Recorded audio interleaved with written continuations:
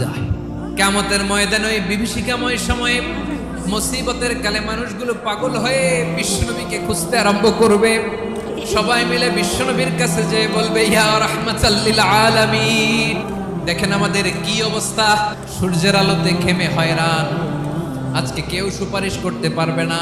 সব নবীরা অপারগতা স্বীকার করেছে, তারা বলেছে আপনি ছাড়া কেউ নাকি আল্লাহর সামনে দাঁড়াতে পারবেন না, আপনি একটু সুপারিশ করেন। বিশ্বনবী বলবেন, আসো আসো, আজকের দিনে আমি ছাড়া আল্লাহর সামনে কেউ দাঁড়াতে পারবে না।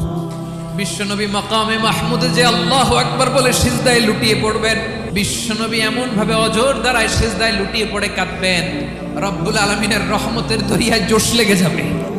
রব্বুল আলামিন এই দৃশ্য থেকে সহ্য করতে পারবেন না। রব্বুল আলামিন বলবেন, ইয়া মুহাম্মদ ইরফা রাসাক, ও নবী আপনি মাথা তোলেন, যা চাবেন তাই দেব, ওয়াশফা তুশাফা, যার জন্য সুপারিশ করবেন তার সুপারিশ কবুল করে